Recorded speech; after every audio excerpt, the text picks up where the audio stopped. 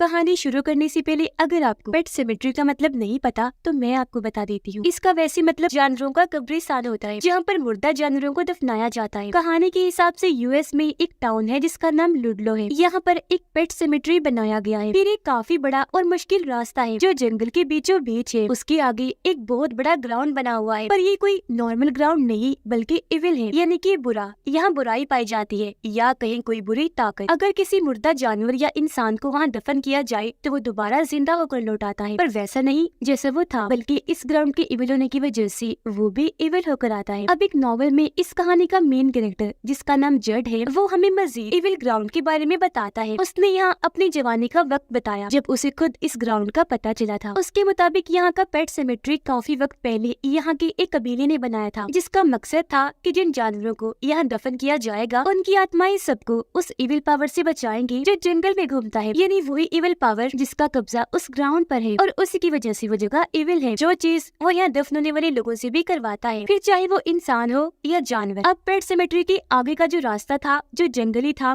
उसे बंद कर दिया गया ताकि इस रास्ते से गुजरकर कोई उस इविल ग्राउंड में ना जाए, जिससे हम समझ पाए कि पेट सेमेट्री एक अच्छी जगह है जबकि इविल ग्राउंड बहुत ही बुरी। अब यहाँ जड ने इस कहानी की मशहूर लाइन भी बोली जो थी समटाइम्स डेड इज बेटर, यानी कि कभी कभी मरना अच्छा भी होता है। अब ऐसा उसने क्यों कहा ये तो हम कहानी में ही जाने। जिसके बाद हम आ जाते हैं जड की कहानी पर। जब वो जवान था उसने अपनी दोस्त से शादी कर ली और वो अपनी फैमिली के साथ इस टाउन लुडलो में ही रह रहा था, पर अब वो इस टाउन को छोड़ के जाने की तैयारी कर रहा था क्योंकि ऐसा करने के लिए उसके डैड ने कहा था, जबकि उसकी मॉम नहीं चाहती थी। अब यहाँ जड के डैड सिर्फ एक ही काम करते थे, वो घर के बाहर बैठकर हमेशा सिगरेट पीती रहती थी, पर ऐसा करना भी उनका कोई मकसद था। अब कल रात इस टाउन में एक वाकया हुआ जिसके बारे में कोई नहीं जानता। इस टाउन के आदमी का बेटा जंग में लड़ने गया था जिसका नाम टिमी था, पर वहाँ से वो जिंदा बचकर नहीं आया। उसकी लाश आई थी जिसे उसके डैड उसी ग्राउंड में दफन कर देते हैं, पर थोड़ी ही देर में वो दोबारा जिंदा हो जाता है और आते ही उसने अपने डॉग पर हमला करके बुरी तरह उसे मार दिया, जिसका मतलब कि अब जो दोबारा जिंदा हुआ वो टिमी नहीं बल्कि इविल पावर की तरफ से भेजी गई बुराई है जो अब पता नहीं कौन कौन सी तबाही लाने वाला था। इसलिए जड के डैड चाहते थे कि वो इस टाउन को छोड़कर चला जाए ताकि उसके साथ कुछ गलत ना हो। अगले दिन जड को सामान खरीदने जाता है जहाँ उसकी जेब से एक तस्वीर नीचे गिर जाती है, जिस तस्वीर में थे जड, टिमी और इनका ही एक दोस्त जो बचपन में तो काफी अच्छे दोस्त हुआ करते थे पर अब नहीं। अब तभी यहाँ टिमी के डैड आए जो दरअसल टिमी की भूख मिटाने के लिए कच्चा मांस खरीदने आए थे। वो यहाँ जड को भी बता देते हैं कि टिमी जंग से वापिस आ गया है, पर अब वो इविल है ये बात नहीं बताते। पर अब सामान लेकर जड घर आ गया।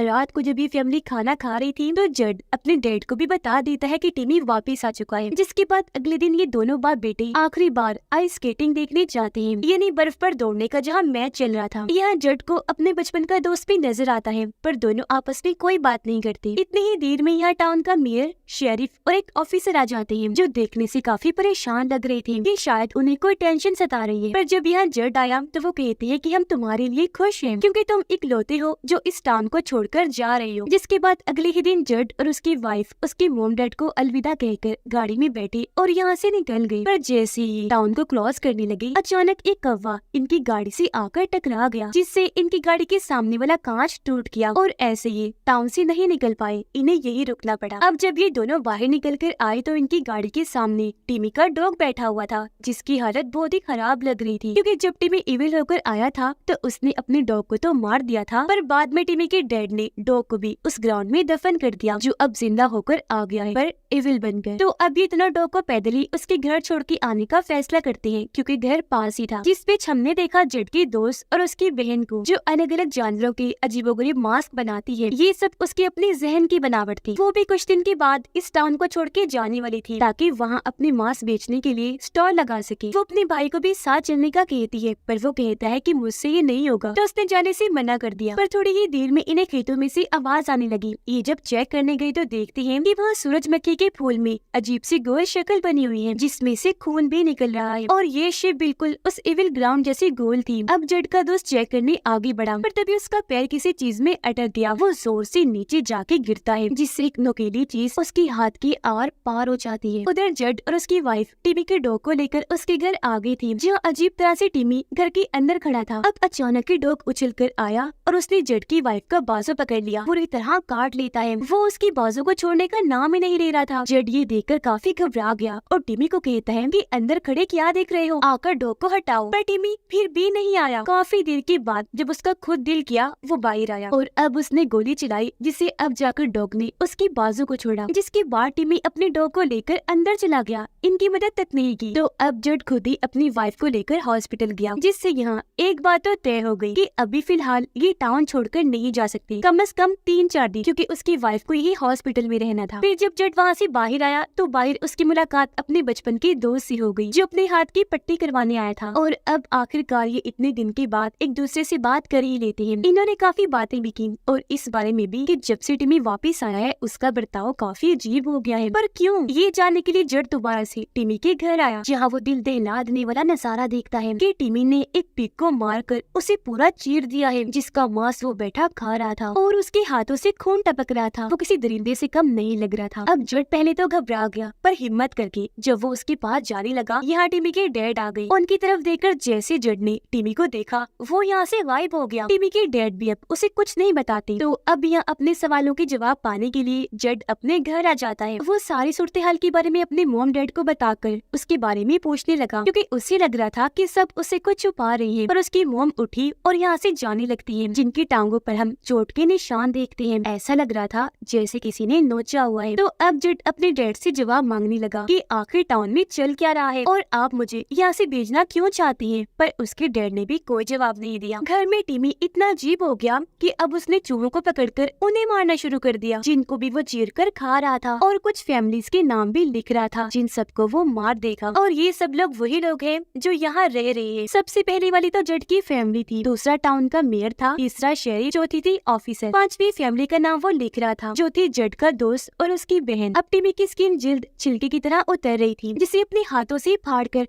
वो अपना खून निकालता है और इन नामों पर वो इविल ग्राउंड जैसा दायरा बना देता है कि इन्हें मारने के बाद ये वही दफन कर देगा, क्योंकि ये सब कुछ वो इविल पावर और इसके अंदर की बुराई से करवा रही थी। अब टिमी सबसे पहले ऑफिसर के पास गया, जो फीमेल थी। ये उसके साथ अजीबोगरीब बातें करके उसे डरा देता है। वो वापिस आकर मेयर को फोन करके टिमी के इस अजीब बर्ताव के बारे में बता देती है, जिस पर मेयर समझ जाता है कि जरूर टिमी मर गया होगा, जिसे भी उस ग्राउंड में दफन कर दिया था। इसलिए अब वो दोबारा जिंदा होकर इविल बनकर आ गया है। जब भी ऐसा बन गया है क्योंकि ये सब लोग भी उस इविल ग्राउंड के बारे में अच्छे से जानते थे। तो इस सब से निपटने के लिए मेयर मीटिंग रखता है। अब इससे पहले ऑफिसर और कुछ कहती, एकदम से टिमी का इविल डॉग आकर उस पर हमला कर देता है। जड के दोस्त के घर पार्टी चल रही थी, जहाँ तभी टिमी भी आ जाता है। जड के दोस्त और उसकी बहन को खुश देखकर वो कहता है कि तुम दोनों टाउन छोड़कर जाने का प्लान बना रहे हो ना, नहीं जा पाओगे, इसी टाउन में ही तुम मारे जाओगे। अब मेयर ने जो मीटिंग रखी थी उसमें वो खुद शेरिफ और जड के डैड भी आ गई थी, जिसकी थोड़ी ही देर के बाद वो फीमेल ऑफिसर भी, जिसके चेहरे पर डॉग के नाखूनों के निशान थे, क्योंकि जब डॉग ने इस पर हमला किया था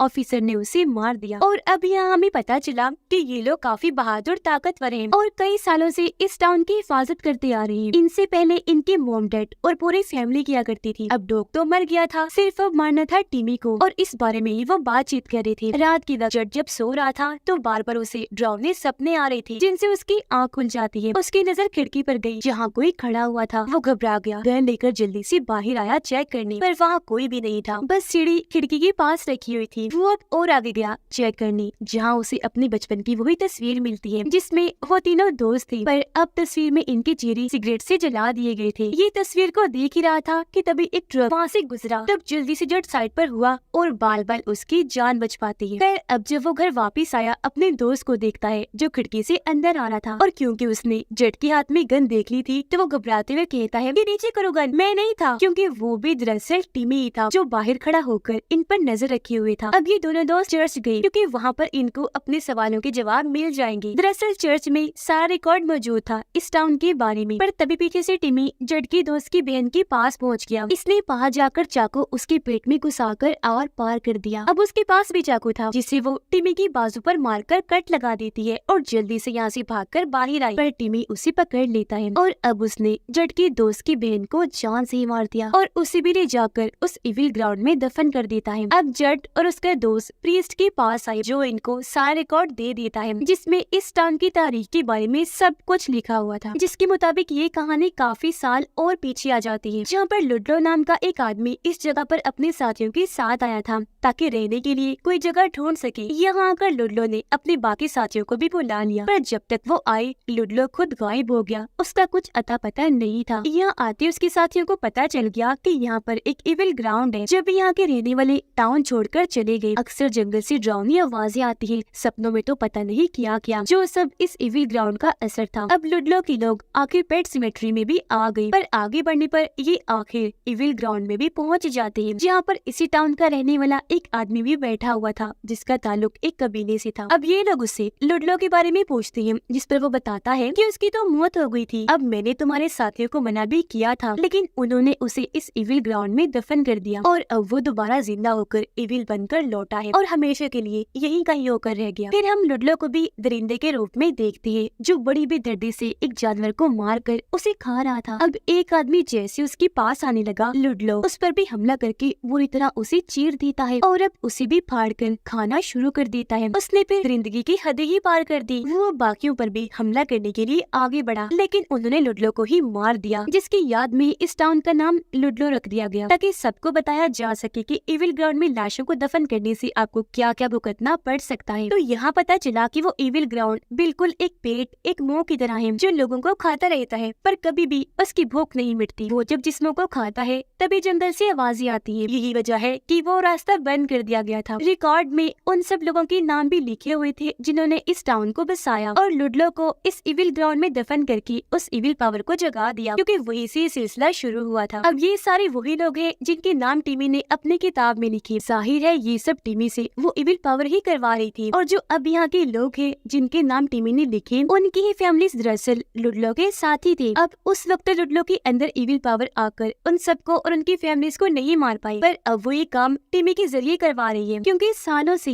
पहले उनके फोर फादर्स यानी फैमिली के बड़े लोग ये करते आ रहे थे, यानी इस इविल पावर को रोकना, पर अब उनकी जगह ये सब लोग कर रहे थे, यानी कि जज के डैड, मेयर, शेरिफ और ऑफिसर, क्योंकि लुडलो के साथ ही इन लोगों के ही बड़े थे। वो ऐसा इसलिए कर रहे थे कि जो गलती उनके बड़ों से हुई, लुडलो को वहाँ दफन करके ये सब उसे ठीक करना चाहते थे। अब यहाँ जज के डैड के पास एक पुरानी डायरी थी जो उसे उनके डैड ने दी थी और फिर उन्हें दी थी इसके दादा ने, जिस पर सब कुछ लिखा हुआ था कि इसकी शुरुआत कैसे हुई और अब खात्मा कैसे होगा, यानी इस इविल को मारा जा सकता है पर सिर्फ उसकी आंखों पर वार करके। टिमी के डैड जब घर आए तो देखते हैं कि टिमी किसी इंसान को बुरी तरह मारकर उसका मांस खा रहा है। ये देखकर उन्हें अपनी गलती का एहसास हो रहा था कि मुझे भी इसे खत्म कर देना चाहिए, क्योंकि अब ये खतरनाक बन चुका है। जड अपने डैड के पास आया, बताता है कि अब मैं भी इस टाउन की तारीख के बारे में जान गया हूँ, जो सुनकर जड के डैड उसे पेट सिमेट्री में लेकर गए, जहाँ आगे से उस इविल पावर की आवाज आ रही थी। उसके डैड बताते हैं कि ये रास्ता तुम्हारे परदादा ने ब्लॉक किया था ताकि कोई वहाँ ना जा सके, क्योंकि ये सिलसिला किसी बीमारी की तरह है जिसे हमने रोकना है। अब जड का दोस्त घर आकर देखता है कि सामान बिखरा पड़ा है और तो और उसकी बहन भी नहीं है, क्योंकि उसे तो टिमी ने मारकर उस इविल ग्राउंड में दफन कर दिया था, जो अब जिंदा होकर हॉस्पिटल में गई, जहाँ जड की वाइफ को रखा गया था। जड के दोस्त की बहन की हालत काफी खराब लग रही थी, जिसे देखकर नर्स डॉक्टर को बुलाने चली जाती है, पर ये तो डॉक्टर को मार के ही अंदर घुसी थी। उसकी हालत देखकर जड की वाइफ उसके पैरों को साफ करने लगी, पर उसकी खाल तो छिलके की तरह उतर रही थी, जो देखकर जड की वाइफ डॉक्टर को बुलाने बाहर गई, जहाँ उसे डॉक्टर की लाश मिली जिसकी गर्दन को तोड़ दिया गया था। ये देखकर नर्स भी काफी डर रही थी, पर तभी उसने आकर नर्स को भी बीच में से चीर दिया, जिसका खून जड की वाइफ के मुंह पे जाके गिरता है। अब जब तक जड यहाँ आया, उसके दोस्त की बहन उसकी वाइफ को यहाँ से ले जा चुकी थी। जमीन पर खून और जिस्मों के हिस्से पड़े थे और वहाँ उसने लिखा था फार्म, इन्हीं के टिमी का घर, जो देखकर जड जल्दी से वहाँ पहुँचा, जहाँ पर पहले से सारे लोग आए हुए थे। टिमी के डैड भी अब इन लोगों की साइड हो गए थे, क्योंकि उन्हें अंदाजा हो गया था कि मेरा बेटा कितना इविल खतरनाक हो गया है, जिसका अब मरना ही जरूरी है, और अब वो भी इन लोगों का साथ देगा अपने बेटे को मारने के लिए। इनका प्लान था कि ये घर में आग लगाकर टिमी को मार देंगे। अब यहाँ से मेयर और ऑफिसर घर की दूसरी साइड पर चले गए। शेरिफ बाहर पेट्रोल छिड़कने लग गया, जबकि बाकी सब घर के अंदर चले जाते हैं। अब इनका काम था जड की वाइफ, उसके दोस्त की बहन और टिमी को ढूंढना। ये जब अपना काम कर रहे थे तो टिमी मेयर को देख लेता है। वो उसे खींचकर अपने साथ ऊपर ले गया और उसे मारकर काम तमाम कर देता है, जिसके बाद वो जोर से आकर ऑफिसर पर हमला करके उसे भी बुरी तरह मार देता है। जिसके बाद वो शेरिफ के पास गया और उसका चेहरा को चलकर उसकी भी जान ले लेता है, और अब यहाँ उसने खुद ही घर को आग लगा दी थी। घर के अंदर जड उसके दोस्त का सामना उसकी बहन के साथ हो जाता जाता है, जो क्योंकि इविल थी तो अपने ही भाई पर हमला करके उसके जिस्म पर कर्स लगा रही थी। ये देखकर जड उसकी बहन को गोली से उड़ाने वाला था, पर क्योंकि थी तो वो उसकी बहन ही, इसलिए उसने जड को गोली चलाने से मना कर दिया। तब गन फेंककर जड अपनी दोस्त को संभालने में लग जाता है, तो अब यहाँ मजबूरन गोली जड के डैड को चलानी पड़ी। ये जड की दोस्त के जख्म देख ही रहे थे कि तभी जड के डैड ये लाइन बोलने लगते हैं, यानी समटाइम्स डैड इज बेटर। जिस बीच जड की दोस्त की बहन ने गन को जड के डैड के आर पार कर दिया और अब ये देखकर जड का दोस्त खुद ही गन से अपनी बहन की आंख पर शॉट कर देता है, जिससे वो भी मारी गई। पर अब यहाँ जड की डैड भी खत्म हो गई थी। अब जड और उसकी दोस्त के पास टिमी के डैड आए, जो इन दोनों को बेसमेंट के रास्ते निकालने लगते हैं। पर इन्हें क्या पता था कि खतरा यानी कि टिमी तो वही छुपा हुआ है। बेसमेंट में टिमी ने कई सारी सुरंगें बनाई हुई थी, जिनमें से एक के अंदर जब जड जाने लगा तो उसी वहाँ अपनी वाइफ का लॉकेट मिला, जिसका मतलब कि वो अंदर ही है। पर ये तो असल में टिमी की चाल थी, जिसे ये लोग समझ नहीं पाए और सीधा सुरंग के अंदर चले जाते हैं। अंदर कुछ और सुरंगें थी, इसलिए तीनों अलग अलग हो गई ताकि जड की वाइफ को ढूंढ सके। अब तभी टिमी के डैड के सामने टिमी आ जाता है। इससे पहले वो उसे मारती, उन्हें उसके साथ गुजारे गए बचपन के कुछ पल याद आ जाते हैं, क्योंकि जो भी है था तो वो इनका बेटा ही। अब वो उसे नहीं मार पाई, लेकिन टिमी अपने ही डैड पर हमला करके उनकी जान लेकर यहाँ से भाग जाता है। उसने इनके जिस्म को भी फाड़ दिया था। अब ये देखकर तो जड और उसके दोस्त काफी डर गए और वो जल्दी से निकलकर बाहर आ जाते हैं। पर जड की वाइफ तो अभी भी वहीं बंधी हुई थी। उसके हाथ पांव बांधकर टिमी ने यहीं रखा हुआ था, जिसके ऊपर अब धीरे धीरे करके कीचड़ गिरने लगा था। मुंह बंधे होने की वजह से उसका सांस लेना भी मुश्किल हो रहा था। अब तभी बाहर टिमी जड के दोस्त को खींचकर अपने साथ ले जाता है और उसे बड़ी चालाकी से एक ट्रैप इन्हीं जाल के ऊपर लिटा देता है। अब अगर ये उठा या यहाँ से भागने की कोशिश की तो इसके जिस्म के टुकड़े टुकड़े हो जाएंगे। अब तभी यहाँ जड आकर उसे एक गन देता है और खुद गया वो टिमी के पीछे, जहाँ वो भी पानी में जड के आने का इंतजार कर रहा था। जैसे ही जड लाख के पास गया, टिमी उसे अंदर खींचकर पानी में डुबोकर मारने लगा। अब ये देखकर दूर से जड की दोस्त ने उनकी तरफ गन करके गोली चला दी। गोली आकर सीधा टिमी की आंख में लगी और क्योंकि इविल को आंख में मारने से खत्म किया जा सकता है,